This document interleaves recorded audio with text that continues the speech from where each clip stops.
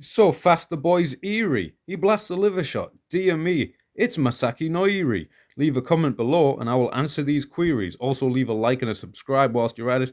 I'm Cage Warriors lightweight champion George Hardwick, 13-2 professional MMA fighter, kickboxing enthusiast, and today we're going to be breaking down one of my favourite fighters ever, Masaaki Noiri, Kyokushin karate expert and K1 champion, K1 tournament winner, also a Glory tournament winner. And you'll notice in a lot of these videos, he's super relaxed between repetitions. And now there's a plus and a minus to this. It means when he's doing his repetitions, he can be super relaxed and snappy. And each repetition is sharp. Uh, Instead of using like loads of footwork between, he can focus on the speed and the sharpness of his strikes. And he's getting good rest between. He's not doing it in a fatigued state.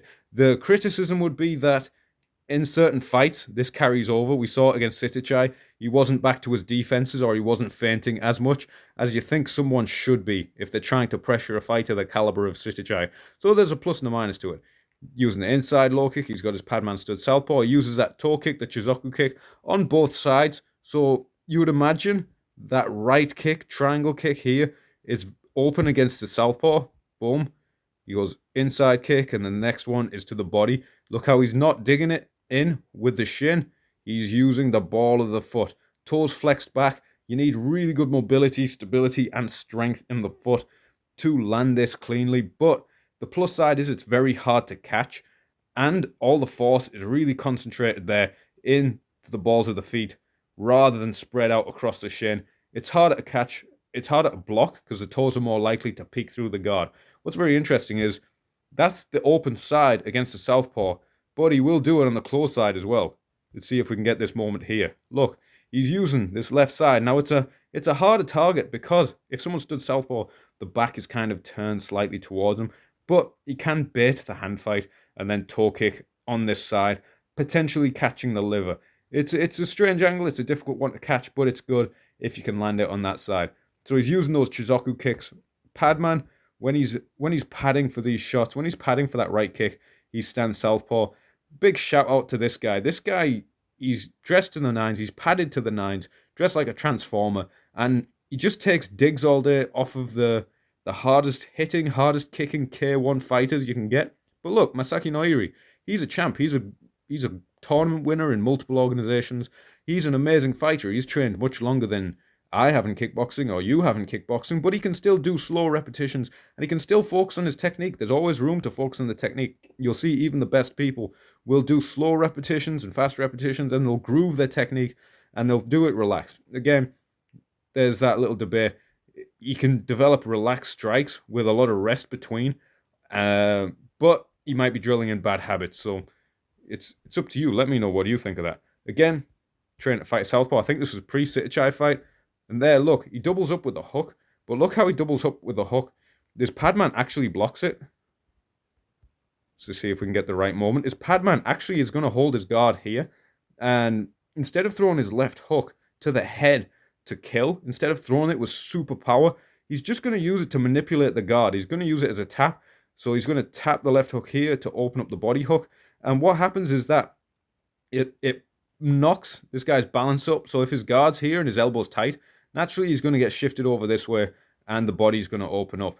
Another thing is as well, it's going to pull Masaaki's head offline and get his weight loaded onto his lead leg so he can blast the liver shot with a lot of power, rather than if he went super crazy on the head hook and then loaded up again for the body hook, which takes a lot more time. So he's just going to tap the head hook and drill the body hook in.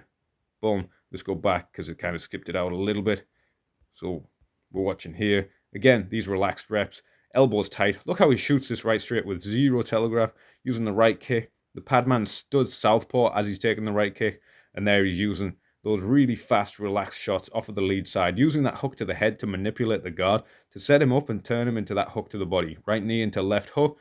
Really good kind of cadence striking, knees to hooks. Super relaxed. A lot of times, he's doubling and tripling up on that lead side, and it looks so relaxed. He's not putting too much effort in. He actually extends his elbow out a little bit more. He has such a loose arm, and you have to develop that through drilling like this. Not necessarily going crazy, not necessarily being in the fight mode.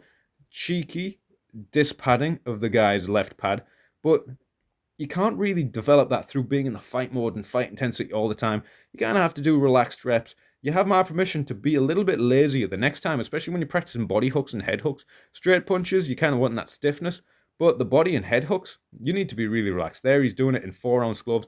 I tell you, when you hold pads for someone in 4-ounce gloves and they really know how to hit, especially that body pad, it really pierces through. That's the effectiveness of body shots in 4-ounce gloves. It doesn't take a lot. Like a jab to the body can really take a bit of air out of you when you're in 4-ounce gloves. He's using a double jab to cover a bit of distance, loading up, possibly looking at the eyes to sell a feint that it's going to be a head hook, and then hooks to the body. But using that double jab to cover distance, always tell beginners in the gym, they always ask, I'm out of range, I can't throw combinations. Why can't I throw combinations? It's because they'll be stood 5 miles away, and they'll just try and throw the combination. You've got to use something to get in range, double feints, double jabs, something like that. They're nice and loose, whipping his shots in. Those are quite, there's a decent thickness on the pads. But look how he turns him with that right hand. Turns him with that right hand to get access to the pit of the stomach when he throws a left hook to the body.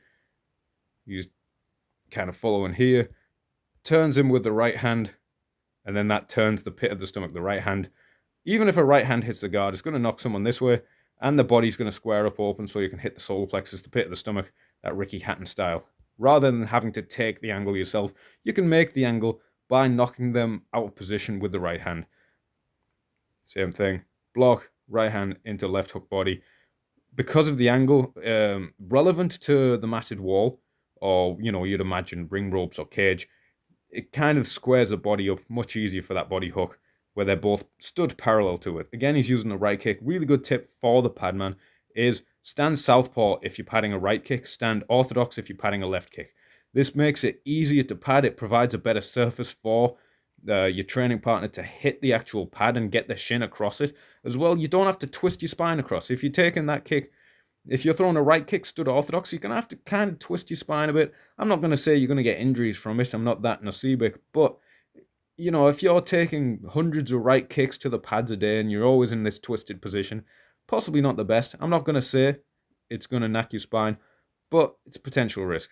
Here he's pressuring in, using that countering the right hook with a left hook, and using that right straight to the body. I really like that these kind of pads like this, where they've got a bit of padding on the chest, is because you can dig that right straight into the chest, and that's a really good target. A lot of times, people who use head movement, they're ducking, especially in MMA. If people are moving, they're ducking, and when you aim for the chest, they tend to put their chin there. Look at Masaaki's back foot here.